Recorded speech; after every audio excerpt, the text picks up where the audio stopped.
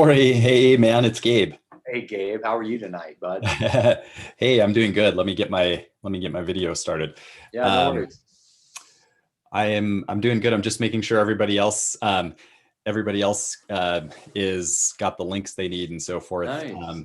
I think I've got everybody covered. Just making sure that Kim has got her link. So Oh, good. Hey Gabe, is there I didn't realize this was going to be streaming on YouTube Live. Is there a link to that? yeah, yes. And I mean, ideally, people still register with the Eventbrite so we can kind of keep track of who shows up. But I will, I can pop it into the chat here if you'd like. Let's see here. Let me see. Copy. All right.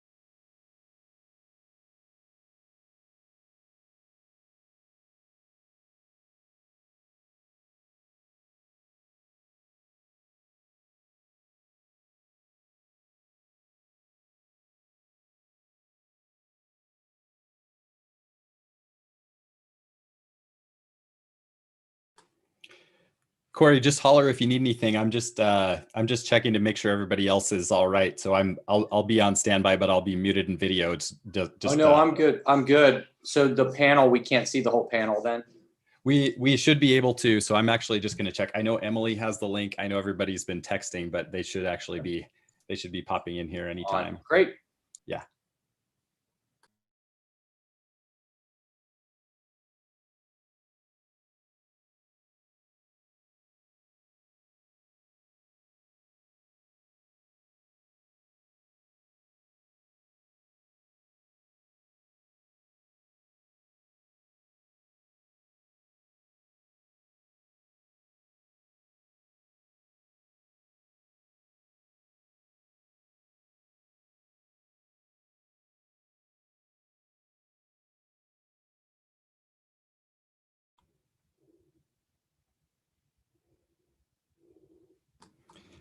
Hi, Lois. Corey and I are here. We're just getting everybody else situated. Hi. Hi. Hey Lois, I got the time right this time. Oh, What an sorry idiot. about that. No, it's all my fault. It was 100% my fault. Yes, but I feel 100% guilty. Oh, don't. Please don't. I'm glad we're doing this one. Yes. How did the rest of the day go with the event yesterday? I didn't stay for that because I had worked the night before until 3 until I got home. And then I have this, and then I have another Zoom at 8. Oh my goodness. So it's been sort of an interesting weekend trying to get things done. And I have 2 deadlines tomorrow too. Oh no. So how have you been doing? Doing okay, thanks. Doing okay. Juggling lots of things. So juggling lots of things these days. Just hey Emily, I'm just making sure everybody else has got their links. We've got Corey and Lois here so far. Great. Hi Emily. Hi Corey. Hi Lois. Hi Emily, how you doing? Good. Good to see you both. Great to see you.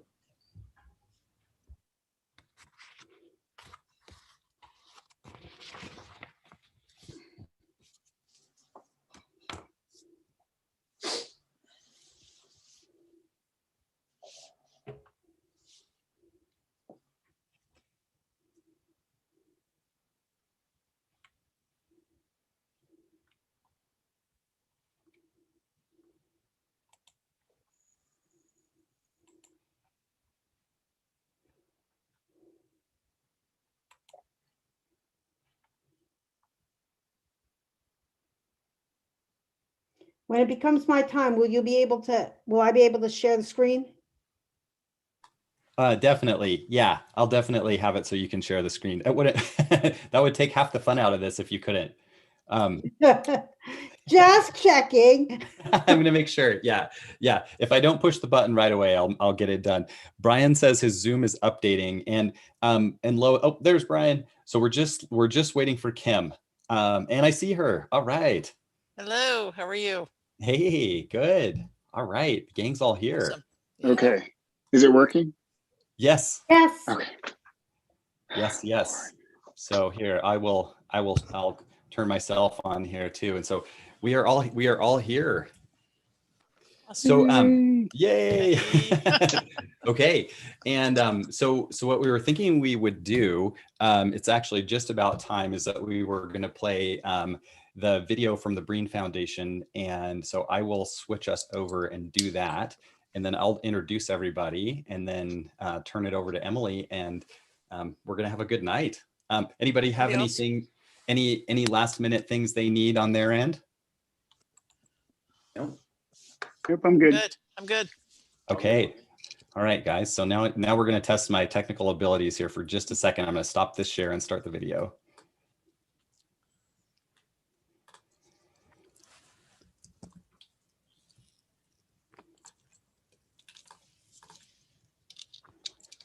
Okay.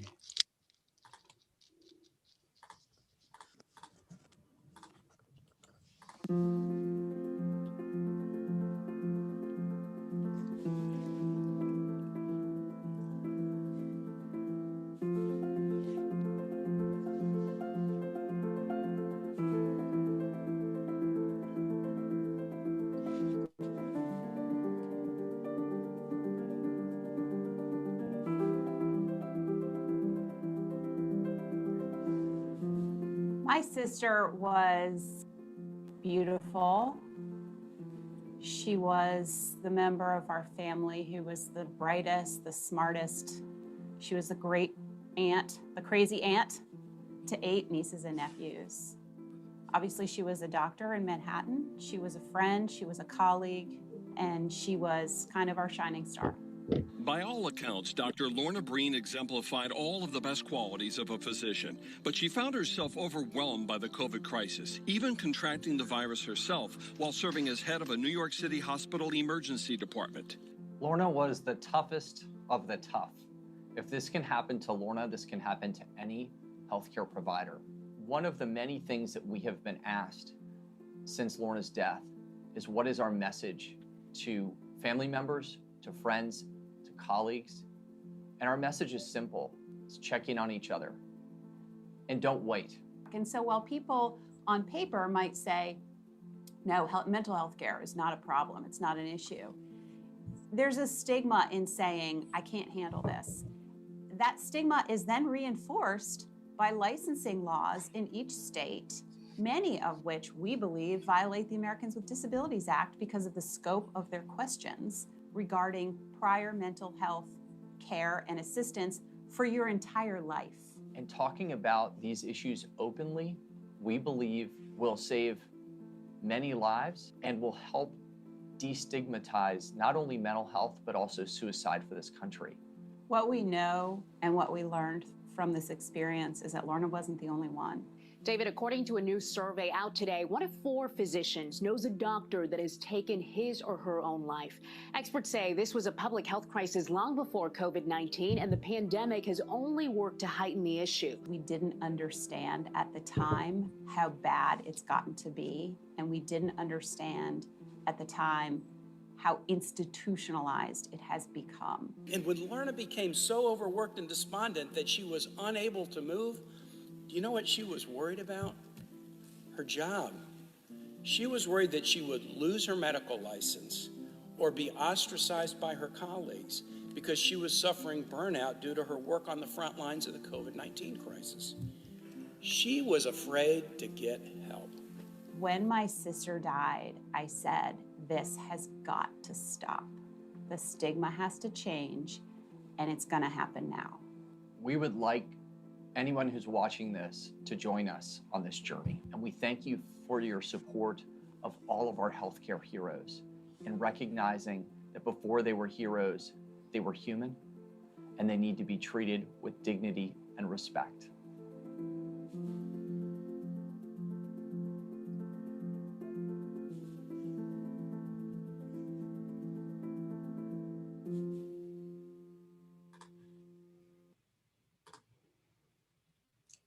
Okay. Thank you for that, Corey and the Breen Foundation. It's really powerful for setting the tone for what we're here to talk about tonight. I just want to do one quick recheck and make sure we're technically set up here. Specifically, I want to make sure that our colleague Tatiana, who's going to be feeding us questions, is all set with what she needs. It looks like we are seeing chats from her, correct? Yeah, okay, great. Okay, so just one moment and I will get my intro pulled up, and we are ready to get going. And thank you everyone for being here tonight. It really means a lot to us, and it means a lot to me.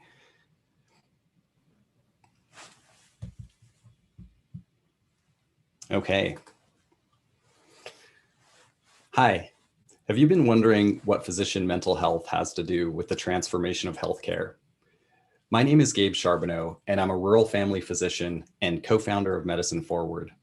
We've changed our name from Osler's Alliance to be more inclusive, and we're excited to get to work advocating for a better future for all of us. 400 physicians die by suicide each year. It's an alarming statistic, and double the rate of the general population. Tonight, we're going to talk about things that we can do right now to start to turn the tide on this epidemic. We're going to talk about empowering you to change what's broken in our broken healthcare system. Dr. Lorna Breen was an emergency medicine physician whose death by suicide was a tragedy. My only hope is that we can learn something from what she went through. May we honor her life and the lives of other healers who have died. May we knock down barriers to having a healthy and supported physician workforce, a workforce who can care for our patients with deep compassion and empathy, but without losing ourselves in doing it. I hope you will join us on our quest. It's a quest for a world where healthcare works better for everyone. Tonight, we start with standing up for the mental health of physicians, and this is just the beginning. We imagine a world where everyone has access to the care that they need and the gift of enough time with their doctor. In this world, real human relationships are valued alongside the best care that modern science has to offer. Please join me in giving a warm welcome for our amazing moderator, Dr. Emily Silverman. Dr. Silverman is an internist at the Zuckerberg San Francisco General Hospital. She's assistant professor of medicine at UCSF and creator and host of The Nocturnists, a medical storytelling live show and podcast. Her writing has been supported by a McDowell Fellowship and published in the New York Times, JAMA, the Virginia Quarterly Review, and McSweeney's. She lives in San Francisco. It is my great honor to turn the stage over to my dear friend, Dr. Emily Silverman, to introduce you to tonight's event and our speakers. Thank you very much. Thank you, Gabe, for that introduction, and thank you to everybody who is here this evening. This is such an important topic, and I couldn't be more excited to chat with our panelists. So as Gabe said, my name is Emily. I'm a doctor in San Francisco, and I'm the host of The Nocturnists, which is a medical storytelling organization. And I have been really passionate about taking care of the hearts, minds, and souls of physicians and other healthcare workers through storytelling over the last few years. And as we all know, the problem of physician burnout and physician depression were a big problem before COVID. And now that COVID is here, certainly we're seeing increased rates of distress among the American healthcare workforce. So now is a great time to talk about this topic. Our hearts break for Lorna Breen and her family. Thank you, Corey, for being here. And I just wanted to briefly introduce the panel because I have been working with some of these folks over the last few weeks, and I have to say I'm incredibly impressed by their tenacity, by their passion, by the work that they have done on this topic. So first, I want to introduce Dr. Kim Templeton, who's a professor of orthopedic surgery at the University of Kansas Medical Center in Kansas City. She's interested in sex and gender medicine, medical education, has served on numerous committees and advisory boards, including as president of the American Medical Women's Association, and has catalyzed some really important changes in Kansas, the state of Kansas's medical licensing process as a current board member of AMWA and past president. Next, we have Dr. Lois Swisher, who's a nocturnist at Mercy Fitzgerald Hospital, which is an inner city community hospital associated with the Drexel Emergency Medicine Residency Program. Her life story is incredibly moving and includes the story of her daughter, who was diagnosed with a malignant brain tumor, underwent surgery for that, which unfortunately left her neurologically devastated, and prompted Lois's journey in navigating the American healthcare system, being a caregiver, and dealing with some of her own mental health issues. When her child became an adult, Dr. Swisher returned to her career in academic emergency medicine with a special focus on well-being and a goal of reducing the number of suicides in medicine to 0. And she has been a pivotal member of the AMWA team on working around issues of medical licensing.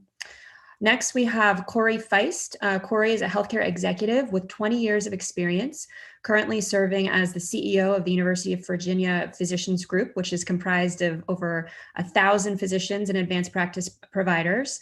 He has a bachelor's from Hamilton, a JD from Penn State Dickinson School of Law, an MBA from the UVA Darden School of Business, and he's also the brother-in-law of Dr. Lorna Breen, who died by suicide in 2020 during the COVID-19 pandemic, which prompted his co-founding of the Dr. Lorna Breen Heroes Foundation, which has already accomplished an enormous amount, including some important legislation that I'm excited to talk about later in the hour. Last but not least, I'm thrilled to introduce Dr. Brian Dixon, who is a board-certified child and adolescent psychiatrist and owner of Mindful, a therapy-based psychiatric practice in Fort Worth, Texas. Brian believes in maximal empowerment, minimal medications, and psychoeducation, and Dr. Dixon supports adults, kids, and families as they work to improve their mental health. And he has also worked specifically with physicians around their mental health. So I know that was a lot of information, but I just wanted to say thank you so much to all of our panelists for being here. Just going to give you a little round of applause. All right, so let's just dive right in. The first question I wanted to throw to you, Lois. Before we get into some of the problem-solving aspects of this, I wanted to take a minute just to define the problem a bit more specifically. So we talk a lot about physician burnout, and we also talk a lot about physician depression. And I think it's really important that we clarify and define these terms because there is some overlap there, but they are also different entities. So do you mind just taking a minute or two to explain to us how to think about burnout and depression and similarities and differences?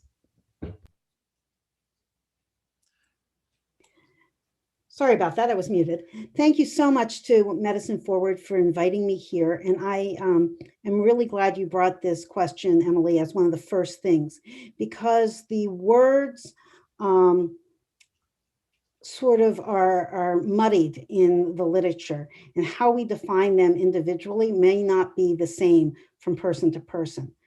The way I think of burnout started in the 1970s, and it was related to the job and had three components: an exhaustion, physical, mental, spiritual exhaustion in the job. There was a cynicism. Some people feel detached from their meaning and their workplace. And then this feeling of low satisfaction, that they really aren't getting personally what they were wanting out of their job. So burnout has everything to do with the career. Whereas I see depression being your life. It is something that affects every part of you. There is a sadness and a hopelessness of just making it through day to day. Now, there may be low self-interest in both, but that hopelessness and sadness that comes with depression is all consuming. They may overlap, that's true. Somebody can both have burnout and depression. And there's a lot of other factors that affect physicians' mental health, specifically because of their job, that don't really fit neatly into each of those categories. For example, litigation stress syndrome, malpractice is a huge impact on mental health.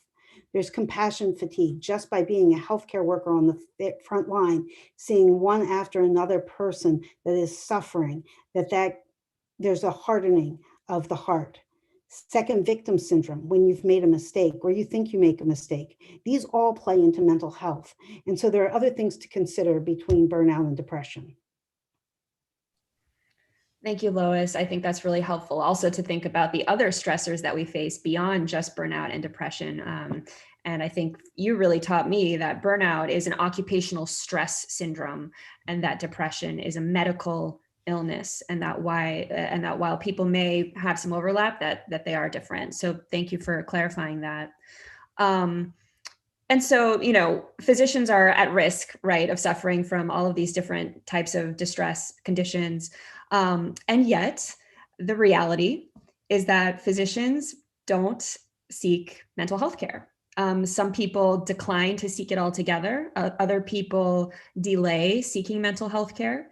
And of course, this is not a rule. There are plenty of people out there who do seek mental health care, but the broader trend is that physicians, there are just a lot of barriers to getting healthcare. And I just wanted to cite a survey that was done by Medscape in 2021. And the top reasons for physicians not seeking mental health care were: 1, the symptoms aren't bad enough; 2, I can deal without help. I don't need help, professional help; 3, I'm too busy; and 4, I don't want to risk disclosure. So I thought that survey was really interesting. I think the first 3 have a lot to do with the physician psyche and the physician culture and the way institutions work. And I want to get to that toward the end, especially Brian. I'd love to chat with you about that toward the end of the hour. But I want to spend the first couple chunks of the hour really honing in on number 4. So number 4 is, I don't want to risk disclosure. And this is a huge issue. And so I'm going to toss this one out to Kim and Lois. Maybe Kim, you want to start. When physicians say they don't want to risk disclosure, what does this mean? Who are they disclosing it to, and what are they talking about there? Well, that's a great question, and it's an extremely important issue. As you mentioned, the first three on the Medscape survey were cultural within medicine. It's part of the stigma within healthcare. Those are things that we need to address, but those are going to be much larger issues that are going to take time. When it comes to issues about disclosure, those are much more concrete areas that we can address. And even hopefully by addressing those, we can start secondarily changing the culture and the stigma. So the concern is I think primarily releasing health information, whether it's physical or mental health issues, both to your hospital in terms of credentialing applications and to your state licensing board when you're applying for licensure or when you are renewing your license. I think some of the concerns are understandable because to some degree it's a black box and they don't know what happens when they disclose. I think also a lot of docs have heard horror stories about what's happened if someone is disclosed. I don't know the details of a lot of those stories, but when you look at them from the outside, you have to think that there's something else going on. As a state medical board member for well over a decade, I don't see someone losing their license solely because they've admitted to having a mental or physical health diagnosis. That always perks up my ears that there's must have been something else that was going on. But yet those stories are out there. And when you don't know what happens and you hear those stories, that at least gives you some information, even though it's not good information. But I think it colors your intentions and it makes you concerned about admitting to those diagnoses and wondering what happens. Now, when you look at the history of those questions, those were not put on applications because of any sort of nefarious intent. The thought was that if state licensing agencies or hospital credentialing boards asked about physical or mental health diagnoses, that was a way to help protect the public and patients, which are the missions of both organizations, and that somehow by asking those questions, they would be likely to pick up people that needed help or had had issues in the past and thus maybe at risk for having issues in the future. So although well-intentioned, what's been happening is the exact opposite. As we know that docs, if they do have a health condition, but they're afraid of admitting it or having to let someone know, a licensing agency or credentialing board, let them know about that health condition, better to not seek care so there's no documentation of that than to seek care and risk facing the unknown. And so that's where licensing boards are starting to look at this and to change licensing, because as we're finding more and more from a practical level that these questions keep docs from seeking care, you've got to wonder what the long-term impacts are on patient safety and public safety. And that is a major driver in trying to change the questions, because we know that they didn't work as intended. They could potentially be making things worse. So let's try to fix that. And that's at least something concrete we can do to try to encourage physicians to seek the help they need. Thank you so much for that overview. What I'm hearing is that these questions are meant to protect the public, but they're actually having the opposite effect in the sense Right. that, these questions are scaring physicians away. And maybe Lois, for you, like, for me as a physician, I don't know what counts as like bad enough for a mental health condition for me to have to report it. And I also have no idea what will happen if I report. Can you talk a little bit about that? Like how does that work when people are deciding whether or not to disclose or not?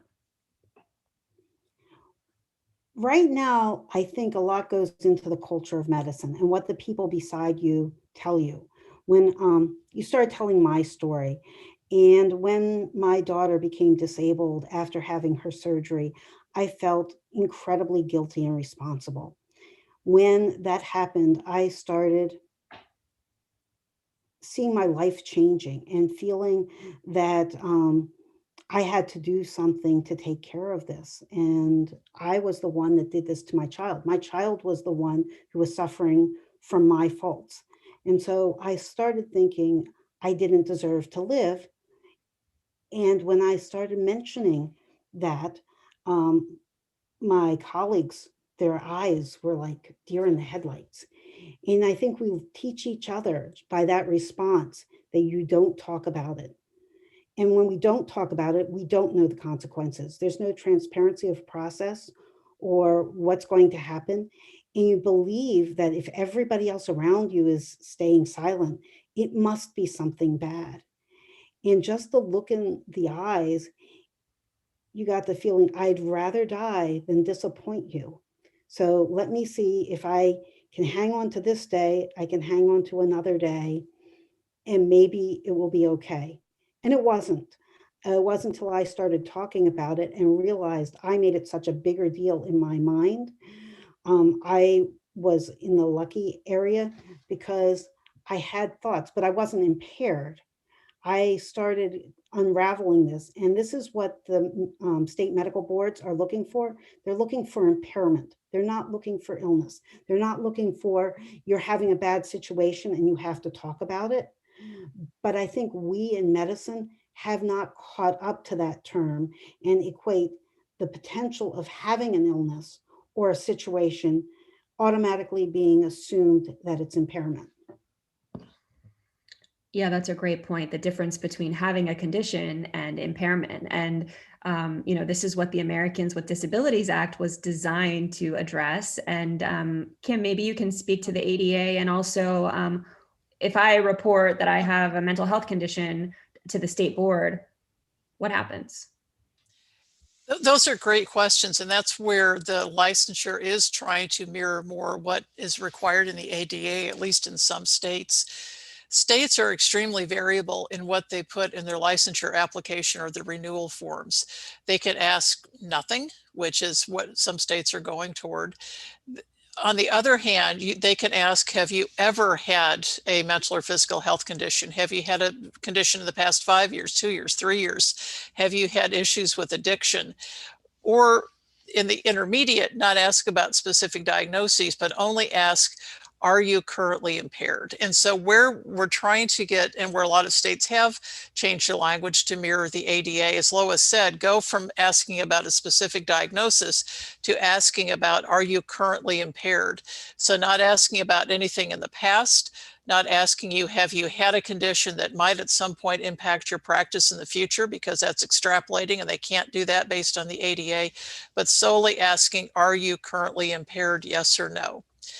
If physicians answer yes, and this is where docs get scared, I think, at times about seeking help, which I completely understand, they may be asked for a description of their past medical history, of the treatment they've received, but this is also where states are extremely variable. They may ask for that background, or they may refer someone to their state physicians or professionals health program, which is a confidential resource separate and apart from the state medical board that can work with the physician in trying to work through the various issues that they may be suffering from, and if there's any current condition with which they need help. But what's concerning on some state licensure applications where there's still questions about asking about specific diagnoses and asking for their past medical history and descriptions of their past care, that understandably makes physicians concerned about seeking help. And speaking for myself, I have no idea where California falls on that spectrum of stigma. And I know that many of you have been working painstakingly to create this map of the United States where you have each state and you collect what is the language for the state medical licensing for each state. So can you maybe show us this map and walk us through it and tell us, I'm very curious, what are the best states? What are the worst states? Maybe talk a bit about the gray areas, and then what should we be aiming for? Sure. Let me just share our map. Go to.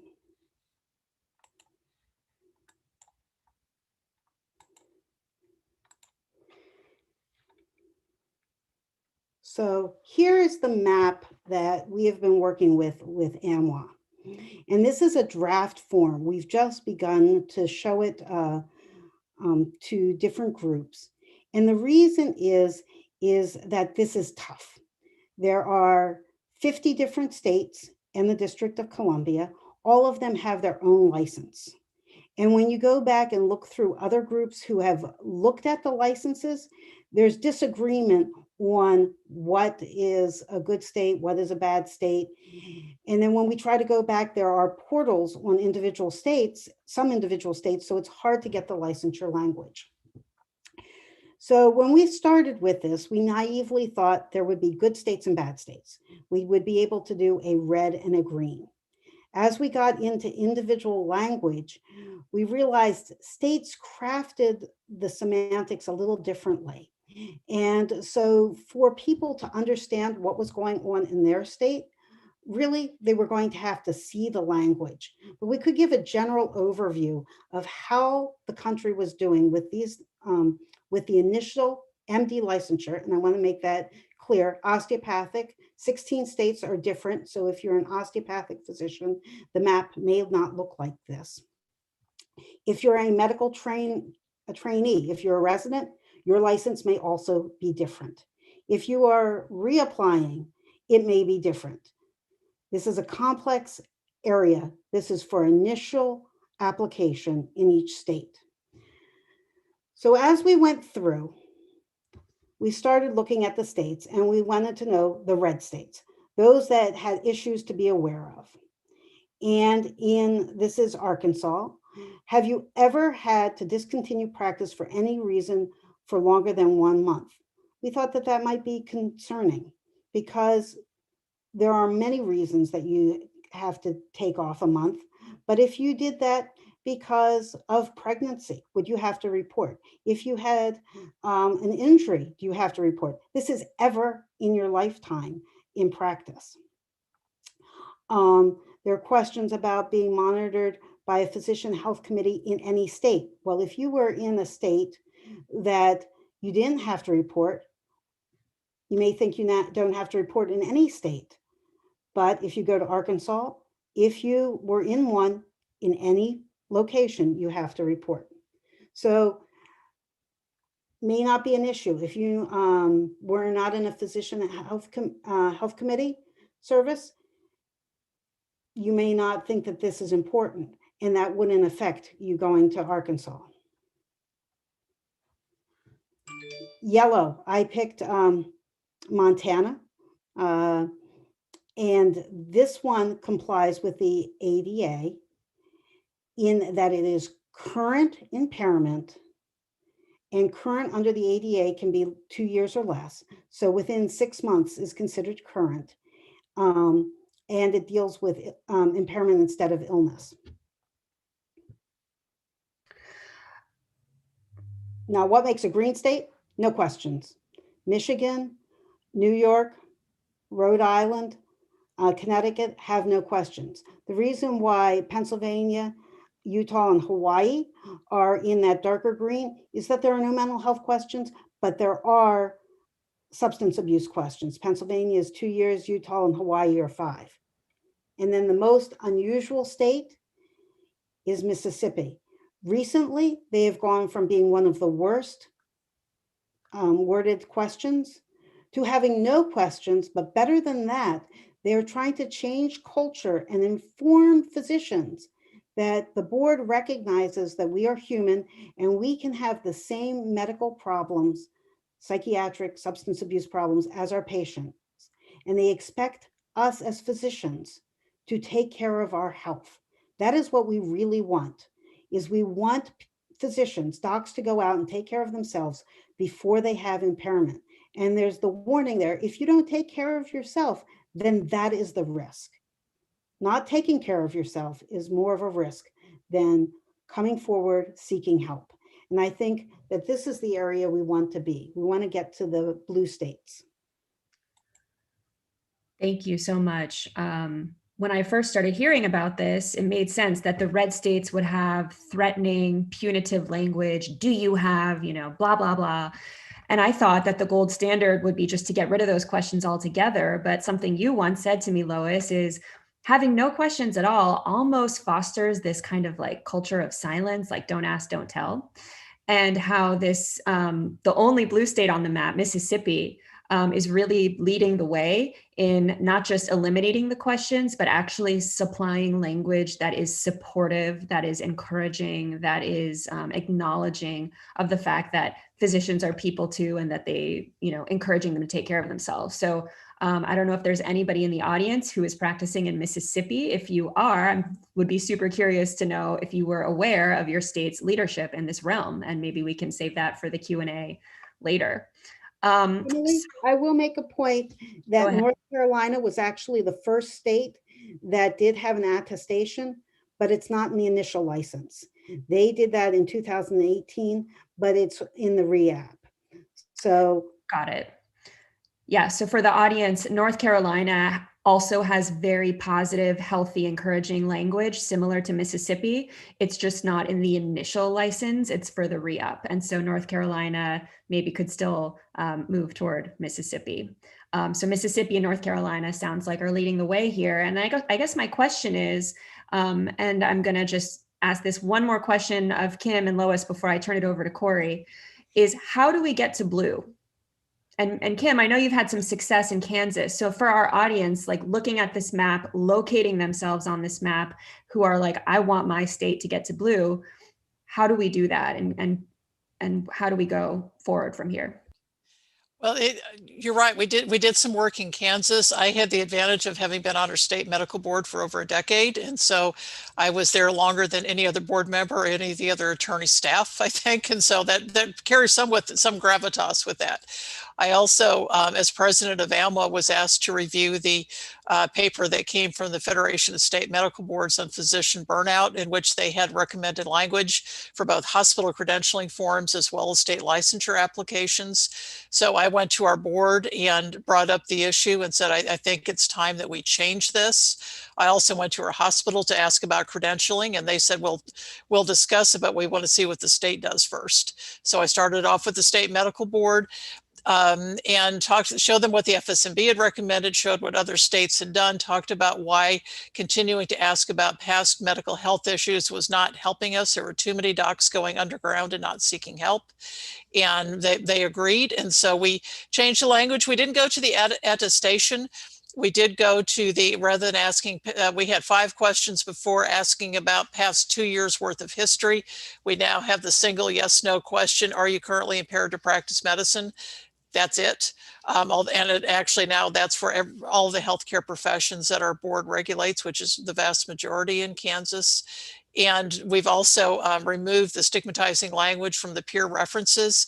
The next step is likely to remove those references. And we also are going to look at the application overall, and we may take the next step and go beyond. And we haven't discussed attestation, but we might.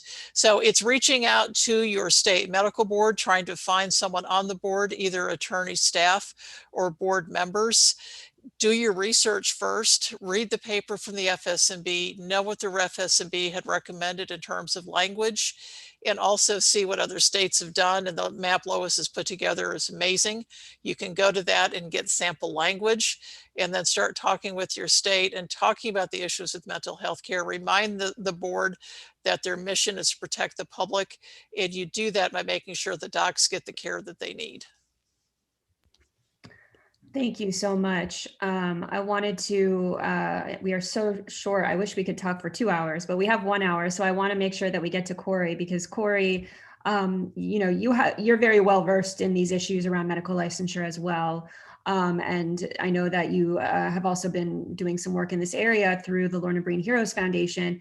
Tell us a little bit about the Heroes Foundation. What has it already accomplished and what is it working on?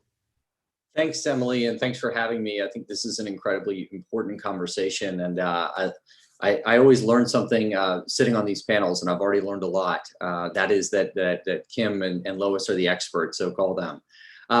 So the Dr. Lorna Breen Heroes Foundation, as you stated before, we founded that. My wife Jennifer and I co-founded that this summer following the death of our dear sister and sister-in-law, Dr. Lorna Breen, on April 26, 2020.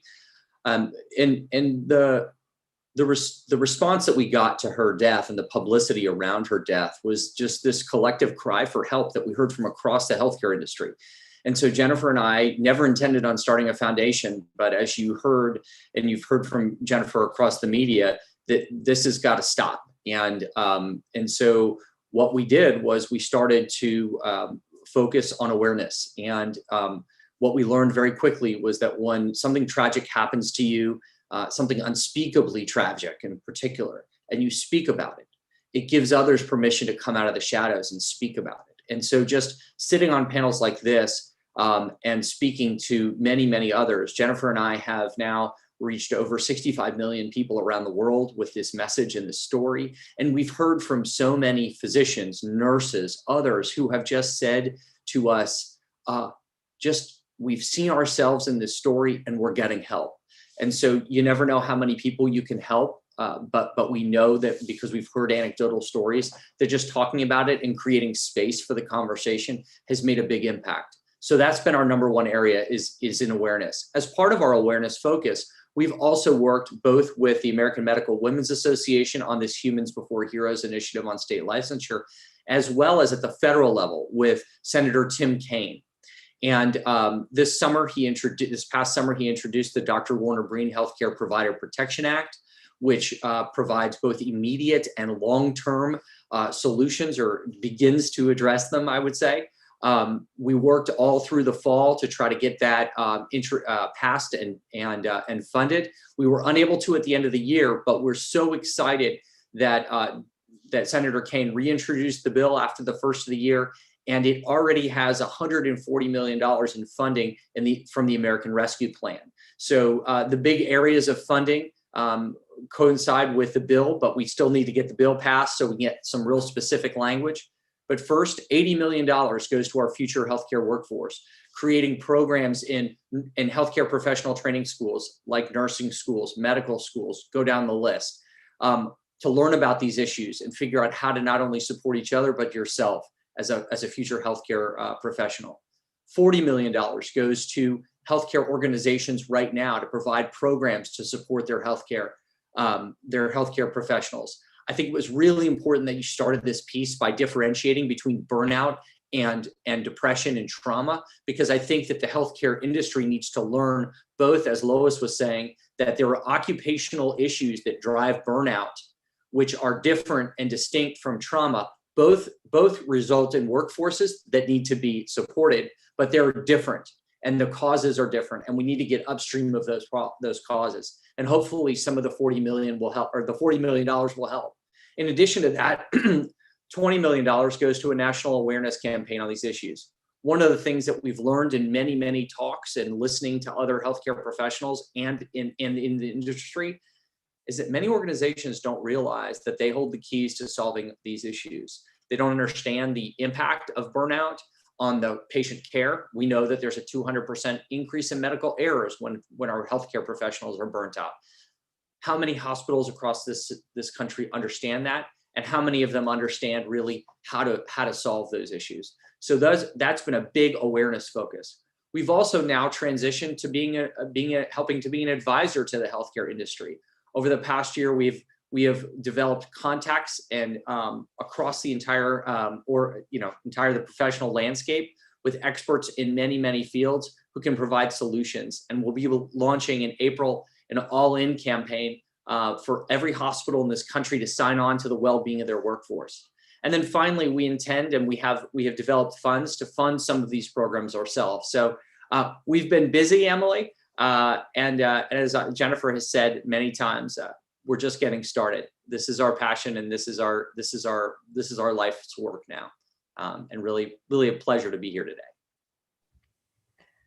Thank you so much, Corey. It's really heartening to hear that $140 million has already been dedicated to this purpose. And we look forward to hearing about the programs that come out of that.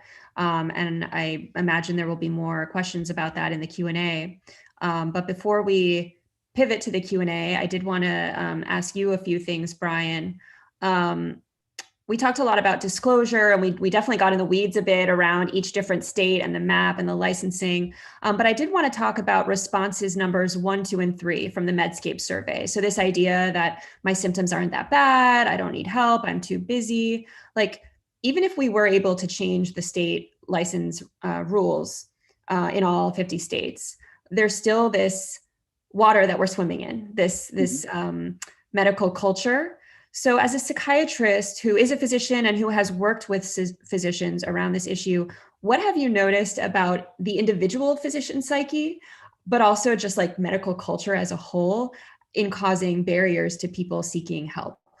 Yeah, so we go into medicine as a competition, right? So you go through pre-med, you go through medical school, you're doing your best to make the best GPA and board scores and that sort of thing. And so that in and of itself can be very isolating. And so by the time you become an attending, and you're still running, right? You're still running to get RVUs, trying to get the best job, trying to build, work out all these contracts.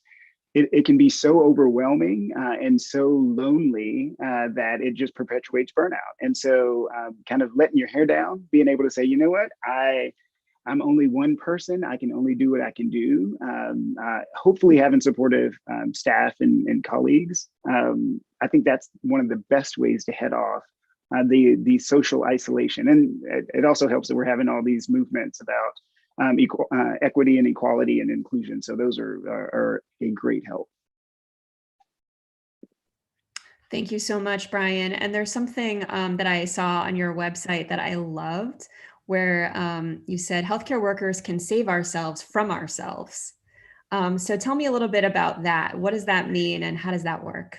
Yeah, so first off, y'all, I have the best job in the world. I love being a psychiatrist, and I get to help people feel better. And I think that that's just amazing. And so one thing that I tell all of my patients, including my physician patients, is that you are a terrible therapist for yourself. And same thing goes for parents and kids. You're a terrible therapist for your kids because you're too close to yourself to be objective. It's really, really hard to do that. And so, yeah, so as healthcare workers, we are terrible healthcare workers for ourselves. And so getting other people involved is super helpful. Not only can we, as trained mental health clinicians, we can see we know typical adult development, we know typical childhood development, we understand dynamics. That's really hard to see when you're in it. And so, yeah, so I encourage every healthcare worker, just like every patient, to have a therapist. Every single person should have a therapist so you can talk it out.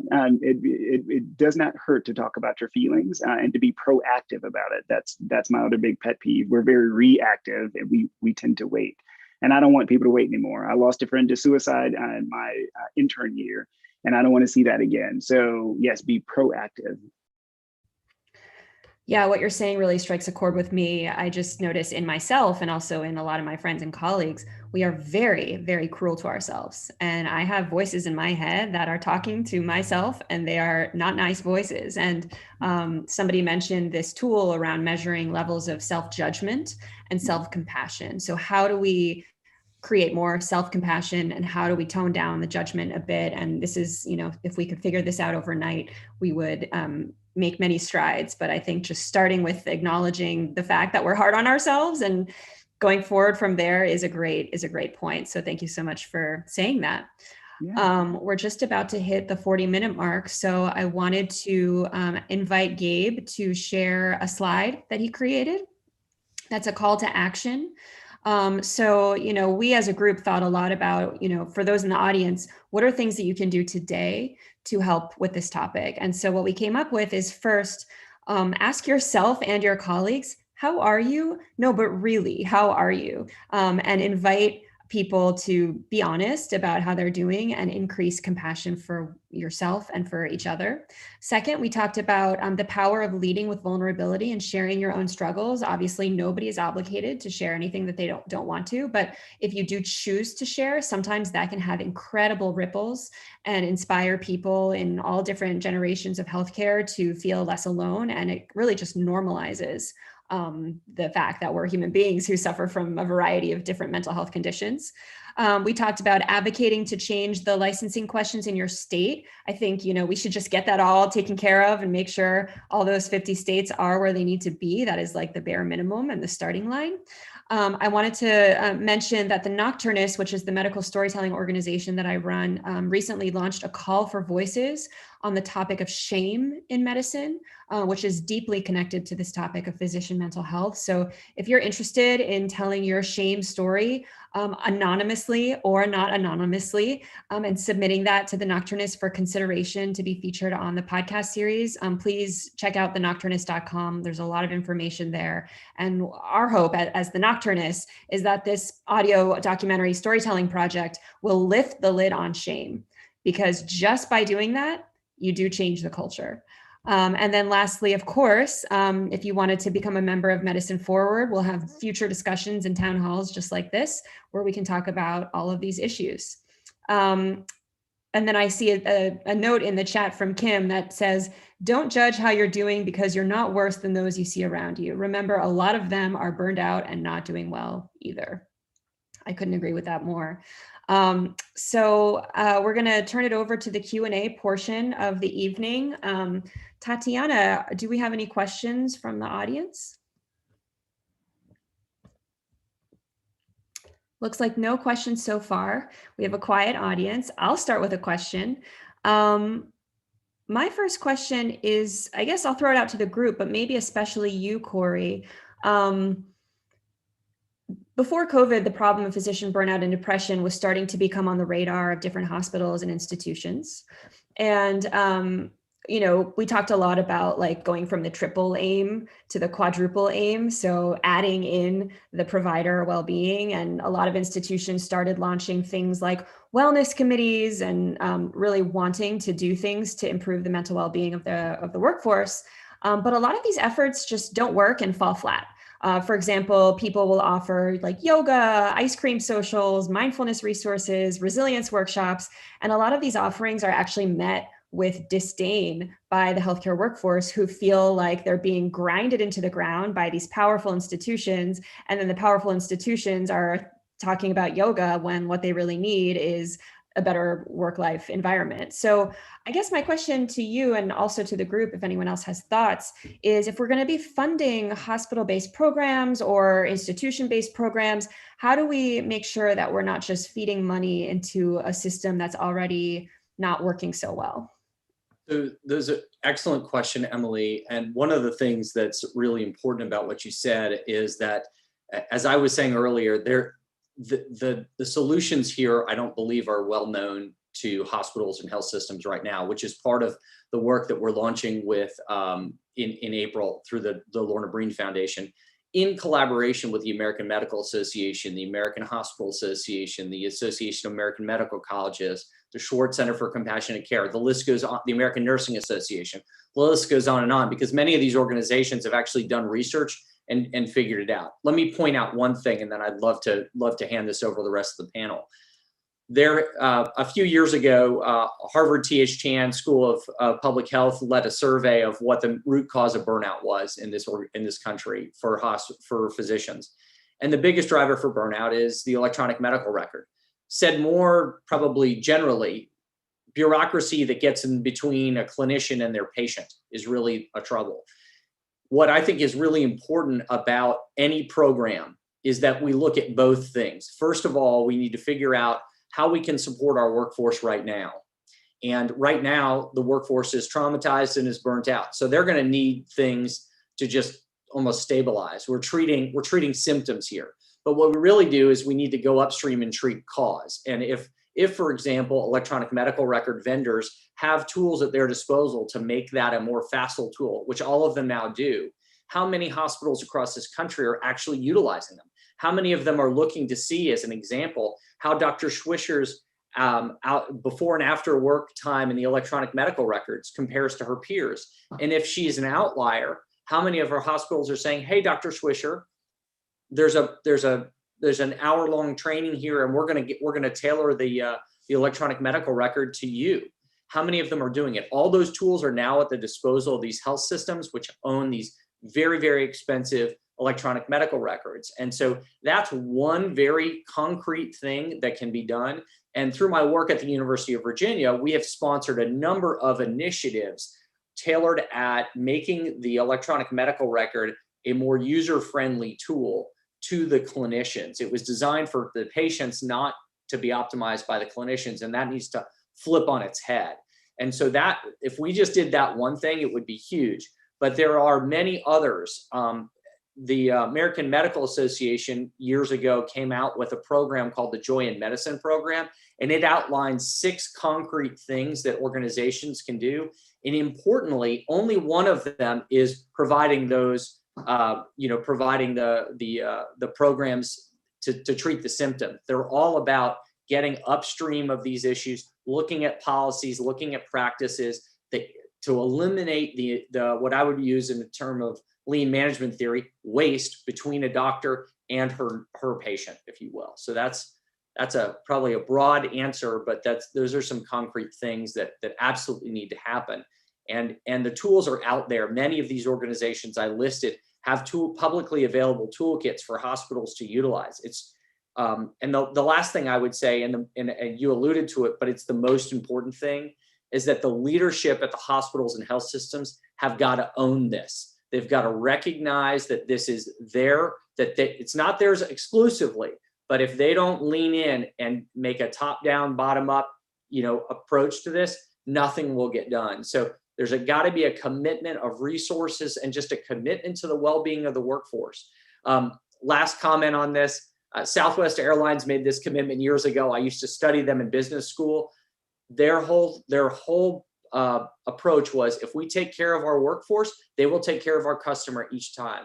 I think that has been missed in healthcare. We talk so much about the patients who are our customers, but we forget about those who are taking care of them. And now more than ever, we've got to step in and take care of them. Thank you, Corey. I have another question from the audience, or our first question from the audience, rather. How do you know if you're impaired? So let's say you're burned out or you're depressed or something else, and you're asked, are you currently impaired? How do you know if you're impaired or not?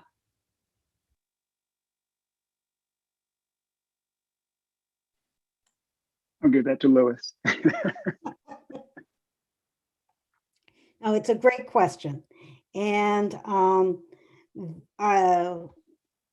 there is language in the Federation of State Medical Boards on impairment.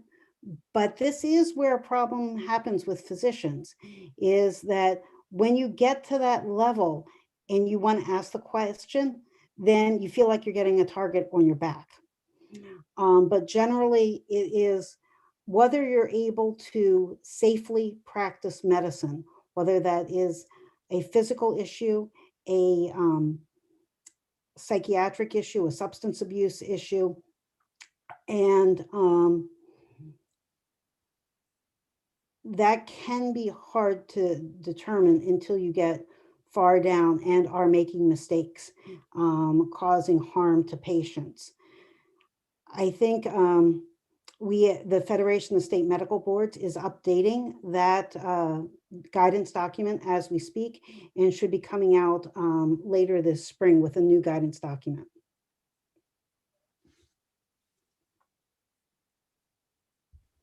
Kim, I think you're on mute. Okay, is that better? Okay, good. I just didn't know it was on mute. I'm sorry. I also wouldn't leave it to the physician to make that determination if they're impaired. If they have a mental or physical health condition, if they have a substance misuse problem, ideally they're seeking care, and I would defer to their healthcare professional to help them define whether or not they're impaired.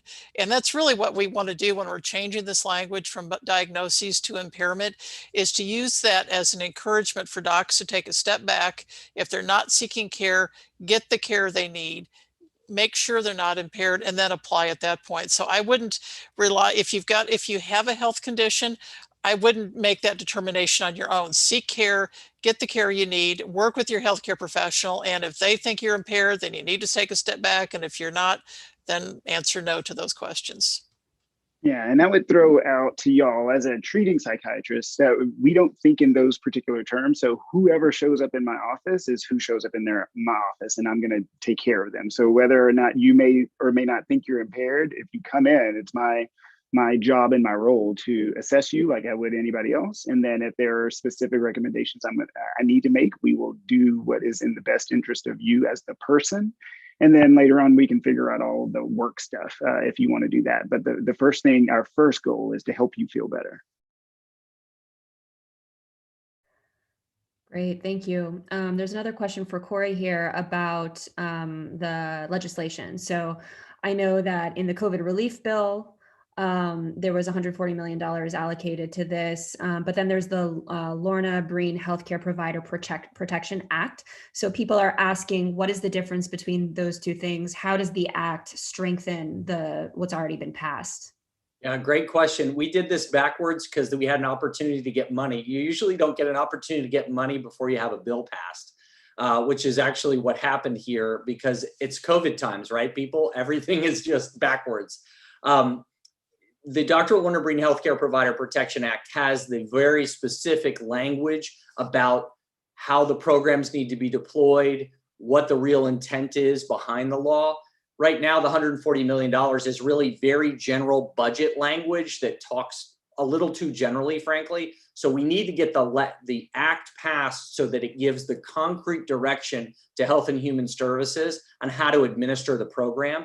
In addition, the one thing that didn't get funded in the budget bill, but which we're hoping to get funded by passing the act, is a study provision which will allow us to really understand at a national level whether these interventions that we're funding are having an impact and what that impact, positive or negative. I'm sure there will be positive, but I think that the important thing here is we still need to get the act passed, because absent the act, HHS won't have the specificity that we really want to administer the programs in the way that the industry experts who developed the Lorna Breen Act desired.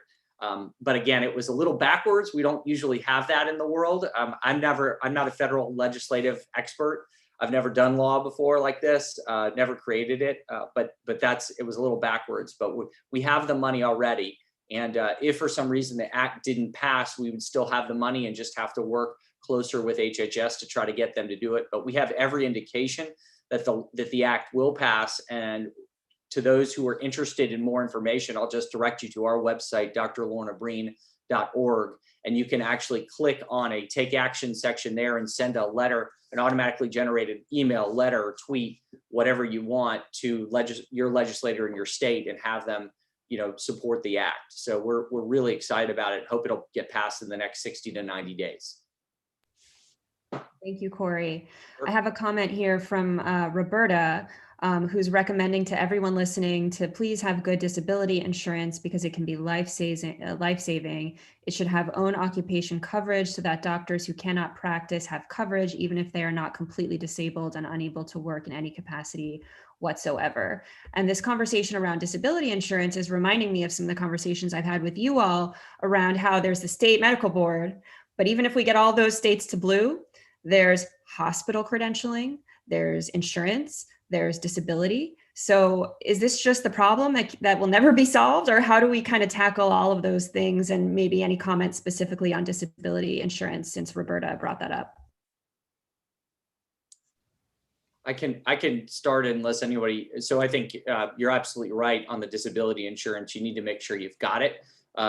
It is critical. As a lawyer, I can tell you that having disability insurance, make sure you understand what your policy is, and make sure you understand if you're employed, what your institution has versus what that supplemental policy you might buy is. I want to make a point, Emily, to your comment on credentialing, because I was waiting for this moment, if you will, but I think it's important also for the audience to understand.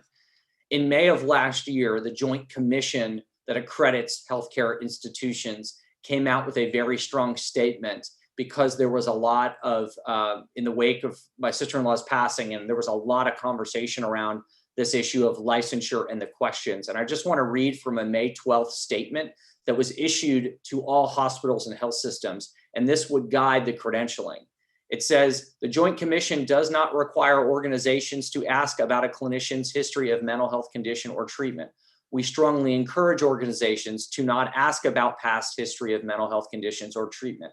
As an alternative, we support the recommendations of the Federation of State Medical Boards and the American Medical Association to limit conditions that currently impair the clinician's ability to perform their job. and it goes on and on. But I did want the audience to be aware, if you're working in an organization that asks these questions, direct the credentialing office to that statement, which is publicly available. We can put a link in the chat if people can get to the chat. I can do that now. But those questions are not mandated by the Joint Commission. And as many of you know, hospitals tend to look to the Joint Commission as to what is in their credentialing forms and what is in their medical staff bylaws. And so it is that the Joint Commission wanted to make it abundantly clear that it was not their requirement. Now that needs to go the next step, which is if, who's making this requirement, and if it's the local institution, one would comment on, as Kim did earlier, about current impairment going to the Federation of State Medical Boards as guidance there. I don't know if Kim, you had anything you wanted to add to that. No, I totally agree.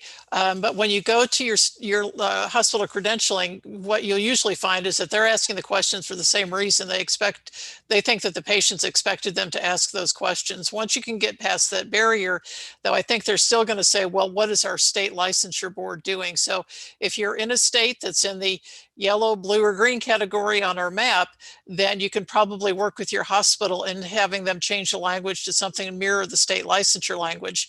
If you're in a state that's still red, you're likely not going to be able to get credentialing language changed until your licensure application changes, because that helps to be a driver for them. Because I think they think the assumption is if the medical board doesn't think it's worth changing, then why are we wading into these waters? Yeah, it's good to hear about that order of operations. And that's what happened to you, right, Kim, is you actually started at the level of your hospital and they said, go change it at the state level. And once that's done, come back and talk to us. And which we did. And now we're working on changing it. Great. Here's another question. Doctors feel guilt about needing time away from our patients, especially if they're in small practices. The message seems to be that doctors feel shame for needing care themselves. Care is something they give others. It's not something they need themselves. Sounds like maybe a comment more than a question, but yeah, I guess I'm thinking about the one that haunts me, to be honest, on that survey of why don't you seek care is the one that says too busy. Because even if we could change all of the rules and regulations, and even if we could, shift the medical culture, if we're, charting in bed at 9 p.m. and working 80 to 100-hour weeks, there's not going to be the space for care. So I don't know, any comments here about like the shame around needing time away and really zooming in on that word time? And it's something Medicine Forward is really focused on. I think one thing, just remember, every time you get on an airplane, they tell you to put on your oxygen mask before you help somebody else. Healthcare is the same way. Unless we take care of ourselves, we cannot take care of patients. So as I typed in the chat, self-care is not in conflict with altruism. If we truly want to take good care of our patients, we need to care for ourselves first, and you need to figure out a way to carve out time.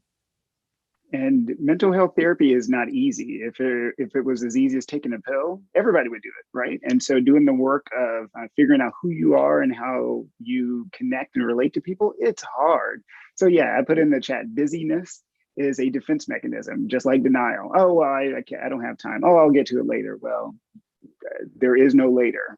It will only get worse unless you address it. Yeah, and I just want to add, like, if every physician in America went to their boss tomorrow and said, I need an hour a week for therapy, the healthcare system would collapse. So like, if we all maybe it should. If we all wake up one day and decide that we need this, like the system's change is going to have to follow. But I think being able to speak up for ourselves and what we need is really important. I see that Gabe has come back on the call. So thank you so much for this really just rich conversation, very dense hour, but incredibly informative, and I hope inspiring to our audience. And I will turn it back over to Gabe. Thank you, Gabe. Thank you, Emily, and thank you everyone who joined us tonight. This was so meaningful to me, and I think to so many of us right now. And let us learn something from what happened with your sister-in-law, Corey. I really think we need to do that. We need to not let this go away. We need to do better. It's important to us. It's important to future generations of physicians. Lois, when you sort of winked about Montana, I'm in. I'm going to advocate in my state to help do the best that I can. And I challenge everyone who's watching this to think about your state and how you can do something, because we've been complaining that we have learned helplessness, that we can't change the system, that we're stuck. And this is a chance to change things for the better. And that's a huge part of why this organization was created. We want to make medicine better and have a better future for everyone. We want to restore the doctor-patient relationship. And I'm just so grateful for everyone who's been on this call, and look forward to hearing more from you. Please get in touch with AMWA. Lois and Kim have put together some amazing resources, and please also follow along with the Lorna Breen Foundation. I did fill out the form and contact my senators. So please, everyone, do that as well. This is, things happen if we do things. So this is on all of us. Let's do it. And thank you so much. Thank you. Thanks, everyone. Okay. Good night. Good night.